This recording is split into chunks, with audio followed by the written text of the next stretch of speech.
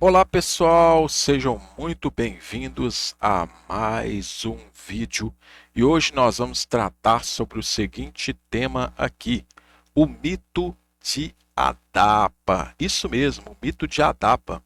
Muitas pessoas pegam um relato bíblico de Adão e Eva e acham que esse relato ele é a verdade absoluta. Muitos falam que foi Moisés quem escreveu e colocam ali como que Moisés ele tivesse participado do momento ali que Deus criou, né? E ele presenciasse, ele estivesse escrevendo sobre esse relato. Muitos também consideram que justamente seja um relato inspirado por Deus, que Deus deu inspiração para escrever esse relato, mas que na verdade eu vou mostrar para vocês que não era algo incomum você ter um relato antigamente sobre a criação do ser humano, tá? Então já vai deixando aí o seu like nesse vídeo antes de nós iniciarmos aqui. Compartilhe essa mensagem para quem você conhece, pessoal. WhatsApp, Facebook, Twitter, Instagram, aonde você quiser compartilhar, você pode compartilhar porque você nos ajuda a transmitir essa informação e se inscreva aqui no nosso canal. Você se inscrevendo no nosso canal, você vai ficar por dentro de todas as novidades que são colocadas aqui, tá bom?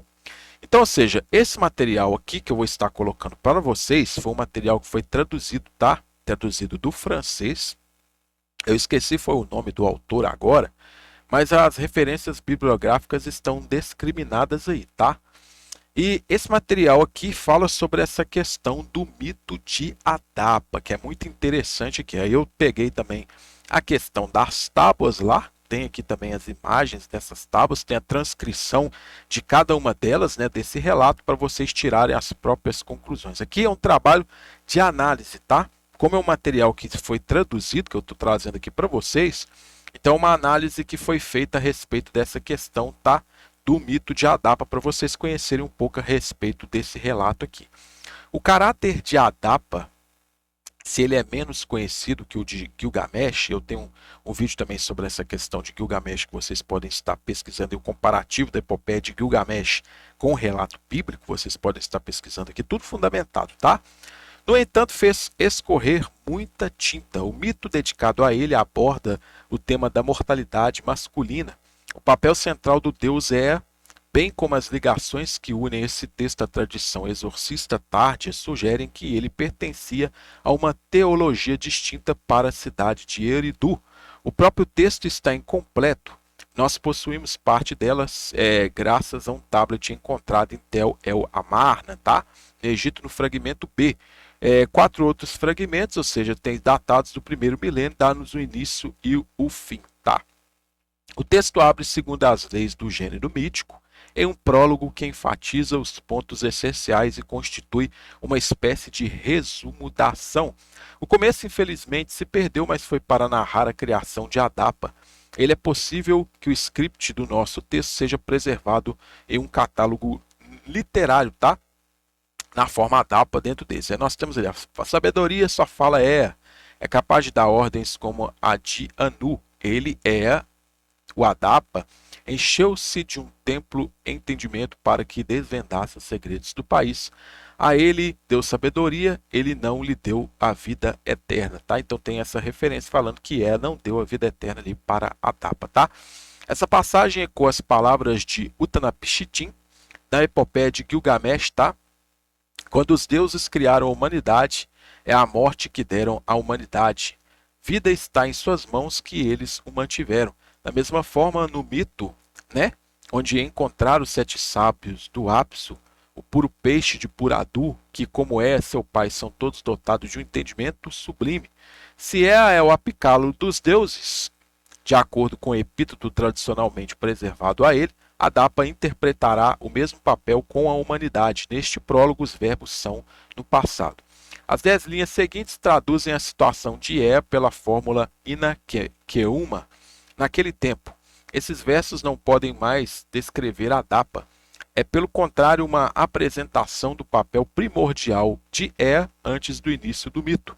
A fórmula introdutória dá lugar deliberadamente em um tempo mítico, em um tempo não especificado, mas antes da ordem atual do universo, tá? Então, você vê que tem tudo a ver com essa questão de criação, né? Antes da criação, muitas pessoas ficam se perguntando, tal, você vê que os mitos já trazem essa ideia de criação aí. Naquela época, naqueles anos, o sábio filho de Eridu, Adapa, o criou como um sucessor entre a humanidade. O Apicalo ninguém pode desfazer sua palavra, ele é o erudito mais inteligente dos Anunnaki. O santo de mãos puras, o ungido que cuida incessantemente dos ritos, com os cozinheiros ele cozinhava, com os cozinheiros de Eridu ele cozinhava. Todos os dias ele fornecia comida e bebida para Eridu. Com suas mãos puras ele colocou a mesa, sem ele a mesa não estava limpa, manobrou o barco, foi pescar Eridu. Essa passagem não pode ser aplicada como geralmente é feito, a Adapa. Os epítetos, ou seja, erudito, Leu, e o mais inteligentes dos Anunnakis, Atrahasis, só pode ser relacionado com Ea. Os versos 5 e 6 fazem a ligação entre o prólogo e a introdução ao mito, relatando a criação de Adapa. Então, ou seja, aqui, nesse estudo, pessoal, vai se fazendo uma associação desse mito de Adapa e um comparativo entre os outros mitos, tá? Lembrando que, igual eu falei, esse é um trabalho que foi traduzido, tá? Eu traduzi esse material aqui, né? Esse material foi traduzido. E aí, ou seja, as referências estão todas aí. Eu tenho tem aí também a foto dos manos das tábuas, tá? Para vocês também verem esse material das tábuas de Adapa e para vocês tirarem as próprias conclusões.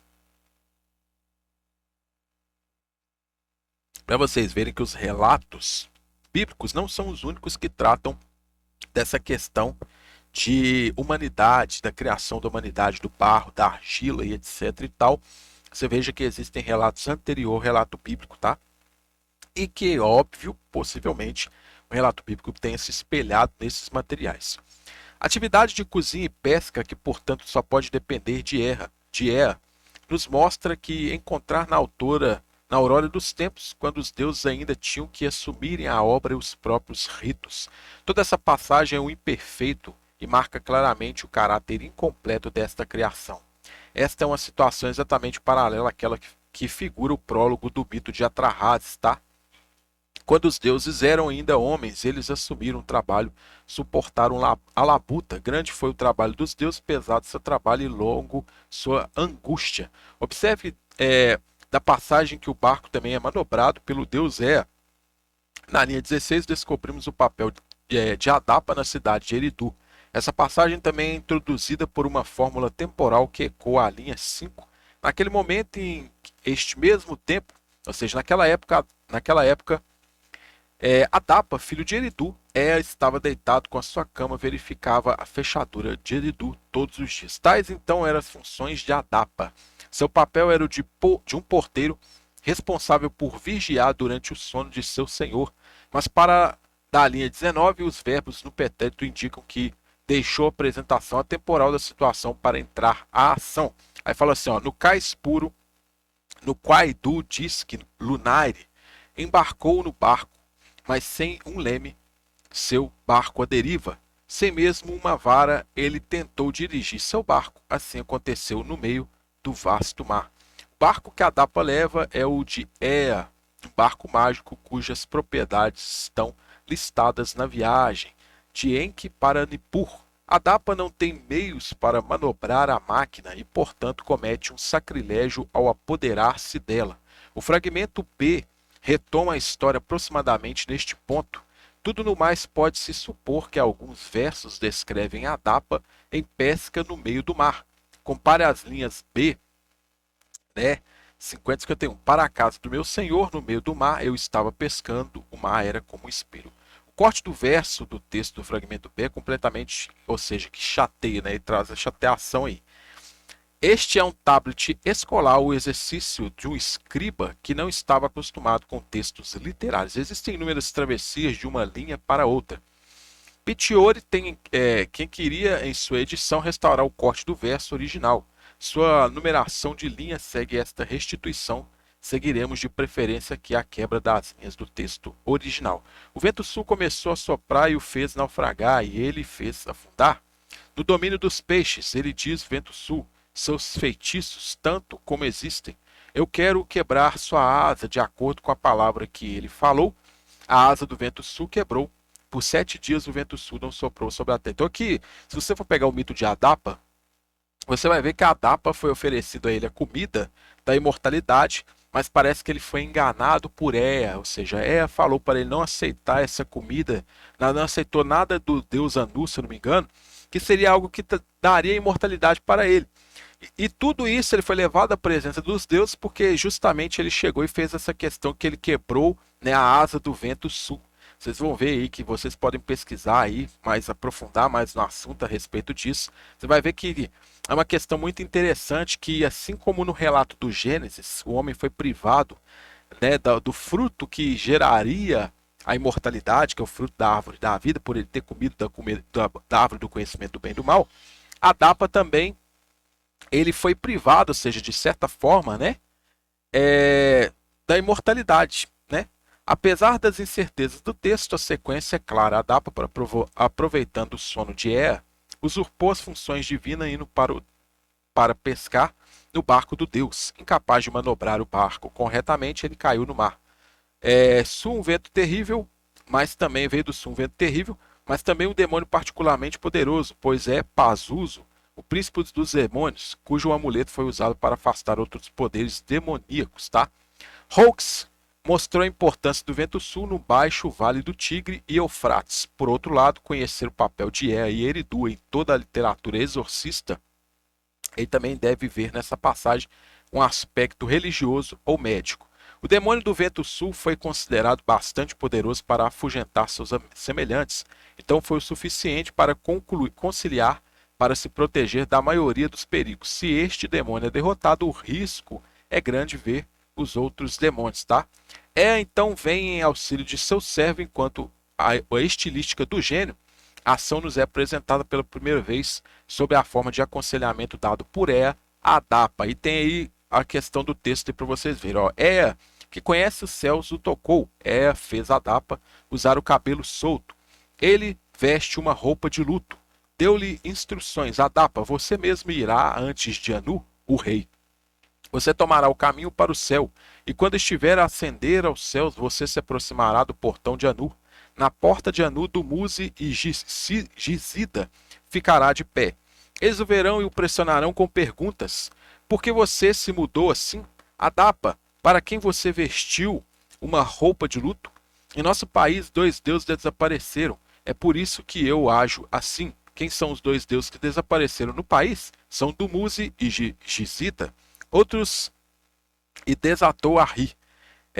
Eles então, essas são as palavras favoráveis que eles dirão a Anu. Este é o rosto amigável de Anu que eles vão te mostrar. Quando você estiver diante de Anu, ser-lhe-á oferecido o alimento da morte, não coma.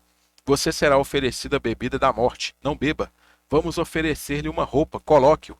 Nós lhe daremos um pouco de óleo, unja-se. As instruções que lhe dei não as negligencie. Palavras o que eu te disse, lembre-se, o mensageiro de Anu veio, a Adapa que quebrou a asa do vento sul, traga diante de mim, tá? O enredo da história é bastante semelhante ao que podemos ler de Ea nos outros mitos em que intervém, tá? Então, aqui a análise que é feita é justamente essa questão de Adapa e os outros materiais que, aliás, essa questão do mito de Adapa e os outros materiais onde Ea também tem uma ação ali ativa, tá? O papel criativo de Ea tem já sublinhado na descida de Ista, tá? Ele conserta situações para estabelecer a ordem atual do mundo. Graças ao seu conhecimento infinito, ele prevê obstáculos e os contorna. Na verdade, nós nos encontramos aqui diante de um dos problemas que mais perturbavam os assiriologistas. Veremos mais longe do que Anu, divertido com pequeno talvez a comédia de Adapa, mas principalmente limitada pelo fato de que Adapa vislumbrou os segredos do céu, ofereceu-lhe comida e a bebida da vida. Assim, lhe oferece a imortalidade. Adapa, que segue fielmente o conselho de Ea, recusa tudo, exceto roupas e óleo. Assim ele perde a chance de se tornar imortal. Comentaristas têm um longo epílogo sobre o comportamento de Ea, que conscientemente engana seu servo e o priva da vida eterna, como eu tinha falado para vocês. Então você veja que, assim como em outros relatos, parece um Deus que justamente gosta de manter a ordem, né, as coisas equilibradas aí, conforme nessa questão do relato. Parece-me, pelo contrário, que o mito não poderia conduzir a um outro resultado se considerado como um paralelo ao mito de Atrahasis, tá? Desde o início, viu todo o potencial da situação e age de modo a instaurar a ordem moderna de coisas. Ele lhe disse para seguir o caminho dos Cirsos e ele subiu para os Cirsos. Quando ele chegou aos Cirsos, aproximando-se do portão de Anu, no portão de Anu estavam Dumuzi e Gizida. Eles o viram e gritaram: Adapa, socorro! Por que você mudou assim? Adapa, por quem você colocou luto? Na terra dois deuses desapareceram, por isso coloquei luto. Quem são os dois deuses que desapareceram na terra? Dumuzi e Gizida. Eles se olharam e desatou a rir. Quando Adapa entrou na presença de Anu, o rei Anu o viu e gritou: Vem, Adapa, por que você quebrou a asa do vento sul? Adapa respondeu a Anu: Meu senhor, para a casa do meu senhor, no meio do mar.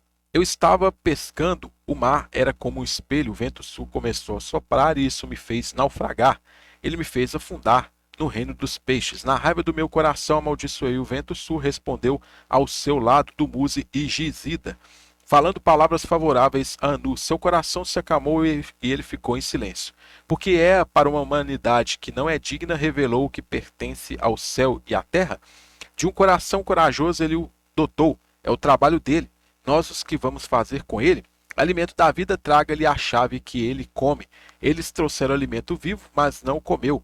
Eles o trouxeram conhaque, mas não bebeu. Então trouxeram a roupa e as vestes. Eles o trouxeram óleo e ele o esfregou. Anu olhou para ele e riu na cara dele. Vem, Adapa, por que você não comeu ou bebeu? Você não terá a vida eterna mais do que os povos sem número. Meu senhor, me disse, não coma, não beba. Vamos levá-lo e trazê-lo de volta ao seu solo. O fragmento D mais recente nos oferece uma diferença da reação de Anu. Após a cena da apresentação diante da recusa de Adapa, Anu exclama: Anu, diante do trabalho de Erra e Alto, dos deuses do céu e da terra, tantos quantos existem, que um poderia ter agido assim? Quem ousaria tornar sua palavra superior à de Anu? Adapa olhou para as nuvens de sua base no seu cume e viu o seu esplendor. Então Anu colocou guarda em Adapa. Ele estabelece a liberdade. Anu, para fazer brilhar sua temida eternidade, ou seja, deu um destino decretal ali. Ele perdoou Adapa, que era da raça humana, que com sua própria força havia quebrado vitoriosamente o vento sul, e que então tinha ido ao circo. Assim seja. A doença cujo hálito atinge mal as pessoas, a doença que toma conta do corpo das pessoas. E puro o Ninkahak os apazigua. Deixa o Simu ir, deixa a doença ir. Ele deixa a febre subir. Que o doente não consegue encontrar um sono reparador, tá? Isso é uma tradução aí de uma forma mais literal possível. A literatura mesopotâmica tardia preservou para nós alguns atestados que ligam o caráter de Adapa com o de Oanes. Nos citará em especial a inscrição da fundação do santuário, tá? Res em Uruk e Res Sa Inamari, tá? Udi Adapi, Adapa e Pusu. O santuário Bit-Res que o Oanes Adapa construiu em tempo antigo. Dois extratos de catálogos de obras literárias que respectivamente trazem as palavras. Estas são as obras de Oanes Adapa, tá? Que Oanes Adapa escreveu sobre seu editado. Um texto notável, mas infelizmente isolado da lista, tá? Do período Seleucida, publicado por Van Tisch em 1962, aliás. Merece ser citado na íntegra, tá? Aí nós temos aqui o texto aqui, que eu trago aqui para vocês verem aqui. Tem o texto, tudo isso aqui, tá? Tudo isso aqui é texto. Esse texto aí da forma que está lá. E aí já traz, ó, no tempo do rei Ayalo, né? Ou seja, era Picalo no tempo do rei Alaugar. Aí traz lá, Ipanduga era Picalo, no tempo do rei Amanana, Emedura era Picalo, e por aí vai. E vai trazendo uma lista dos reis ali nessa questão, mostrando os que são a Picalu e etc e tal. Aí tem outra tábua que traz aqui, Anu, Belsu, filho de Niditu-Anu, descendente de Senleki-Unini, né, que traz ali quem um dos escritores traz o relato da epopeia de Gilgamesh, né? E Anu-Antu, um cidadão de Uruk, escrito com a sua própria mão. Aí traz lá. 10 do mês de Ayaru, ano 147. Antíoco era rei, aquele que reverencia Anu não tomará isto. A tabuinha data de 10 de abril de maio de 166, 104 anos 157 da era Seleucida. Durante o reinado de Antíoco IV Epifânico, os reis antediluvianos estão listados como tal na lista real suméria, tá? Eles também eram citados por Berose, um sacerdote de Bel-Marduk, que transcreveu em grego. O elemento etiológico, a lira de bronze, era um instrumento particularmente importante no famoso templo de Anu, em Úrico. Aí tem aqui a lista dos reis, tá? É isso, aqui trago essa lista desses reis aqui, tá? Para vocês. Observe também a menção de Abi-Ninudari, Arricar, em aramaico, o conselheiro do rei assírio Assar-Radon. Ele de fato gozava de uma reputação de extraordinária sabedoria na literatura aramaica. Ele é suposto ser o autor de uma coleção de provérbios edificantes, fragmentos dos quais foram encontrados no Egito e que conhecemos, por outro lado, em siríaco, árabe, grego, turco e até etíope. Ele é o herói de um conto arameu que narra suas aventuras na corte dos reis assírios, Esarhaddon e Senaqueribe, tá? A lenda de Oanes, contada por Berose, é a seguinte: durante o primeiro ano reinado de Aloros, ou Alulim, Aialo, primeiro rei da dinastia antediluviana de Eridu, o monstro chamado Oanes saiu do Mar Vermelho, o Golfo, perto de Babilônia. O corpo dele era de um peixe, mas uma cabeça humana havia crescido sobre a cabeça de peixe e pés humanos também cresceram sobre os rabos de peixe. Ele também tinha uma voz humana, sua imagem ainda hoje se conserva. Então você veja que tudo está dentro da questão da mitologia, tá, pessoal? Vocês vejam aí que está tudo dentro da questão da mitologia, de aparecimento de figuras aí sobre-humanas e etc. Tal, questão de demônios, etc. Você vê que está tudo dentro da questão da mitologia. Por isso que quando você pega o relato de Gênesis, não tem como você literalizar ali, por exemplo, aquele relato da criação. Né? Não tem como você pegar dias literais, igual você vê debates aí hoje, como muitas pessoas pegam, e tem os criacionistas, tem os terraplanistas, e tem um monte de grupos aí, cada um defende a sua tese. Né? É lógico que a gente tem que respeitar o pensamento de cada uma dessas pessoas, mas você veja que justamente por conta dessas questões, porque as pessoas pegam literalmente, mas na verdade textos que são entendidos de uma maneira mitológica, tá? Cresceram sobre o de peixe. Então também tinha uma voz humana, sua imagem ainda hoje se conserva. Berossos diz que esse monte estava passando seus dias com os homens, mas não comeu. Ele deu aos homens o conhecimento da escrita, das ciências e técnicas de todos os tipos.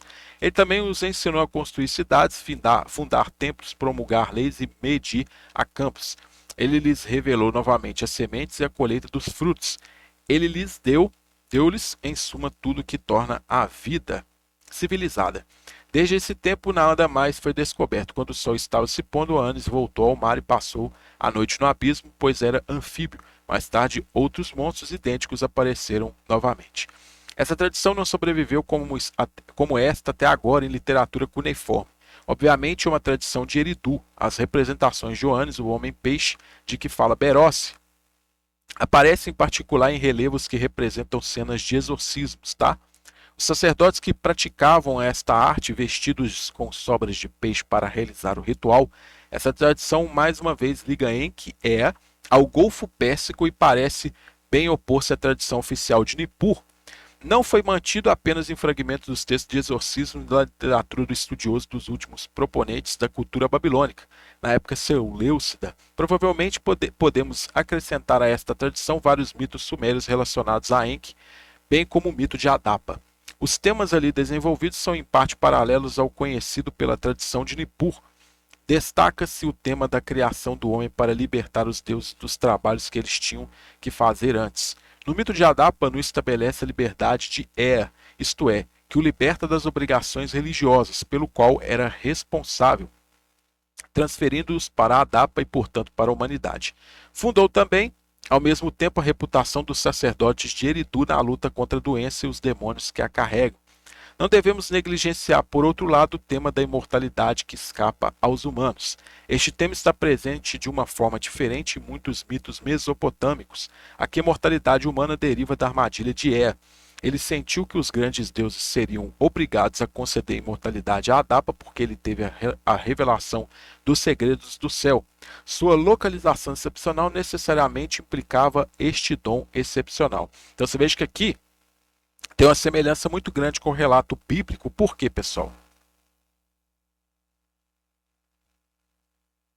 Porque assim como no relato do Gênesis, o homem comeu o fruto do conhecimento do bem e do mal, e se ele comesse ele da árvore da vida, ele ia viver eternamente conhecendo o bem e o mal, aqui também o homem foi privado da imortalidade, conhecendo que o segredo dos deuses. Então você veja que é uma associação muito ali, ó, bem próxima mesmo dos relatos, né? Sua localização excepcional necessariamente implicava este dom excepcional. Um tema semelhante preside a dádiva da imortalidade que é feita a Utnapishtim. Sim, como em todos os mitos onde ele intervém, endireita uma situação desestabilizada pela instauração de uma nova ordem a dos tempos históricos, tá? O que parece-me amplamente, que esta obra pertence de fato ao gênero mítico. Ao contrário, algumas opiniões recentes e para constrangimento de Piccione, último editor do texto, Botero, defendeu a ideia de que o texto de Adapa não representava um mito, porque aqueles que o caracterizam assim esquecem ou não compreenderam completamente seu verdadeiro assunto, a história sobrenatural que cada os mitos de Adapa e Etana contam. Então, para alguns tem essa questão aí, tá? Que não se representava o mito. Aí nós temos aqui o EA356, está na coleção do Museu de Wunderstätte em Berlim, tá? Aí eu trouxe a tábua que está aí do lado, vocês estão vendo aí, tem a tábua aqui. Aqui vocês vê a tábua e aqui você vê o desenho da tábua, ou seja, xerográfico aí, para vocês verem aqui que realmente são referências aí conforme vocês estão vendo, tá? Isso aqui eu extraí do site lá, que é onde se encontra essa tábua. A referência está aí, vocês podem estar pesquisando. E aqui traz aqui justamente o texto que traz nas tábuas, tá? Você pode ver aqui os fragmentos, tá? Que estão aí, ó, para vocês verem. O material está todo aí. E as referências bibliográficas estão todas aí, tá? Então fica aí esse vídeo. Já queria ter trago esse trabalho para vocês há bastante tempo, mas como eu tenho desenvolvido outros materiais, eu estou trazendo agora. Então já fica esse vídeo para vocês verem que o relato da criação que fala lá do Adão, você veja que o nome já é parecido, né? Adão, Adapa. Né? Você veja que tem a semelhança entre os nomes aí. Então você veja que não era um relato que veio exclusivamente ali pelo autor bíblico e tal, mas já tinha registros antigos que já traziam essa questão, tá? Então deixa aí o seu like, pessoal, no vídeo. Comenta o que você achou desse material, compartilha para outras pessoas para que elas tenham acesso também a essa informação e não deixa de se inscrever aqui no nosso canal para você ficar por dentro de todas as novidades, conteúdos novos, lives, cursos e um monte de coisa que está saindo aí, que vão sair posteriormente para você ficar por dentro de todas essas informações. No mais, eu agradeço vocês, desejo um grande abraço, muito sucesso a todos e até a nossa próxima oportunidade.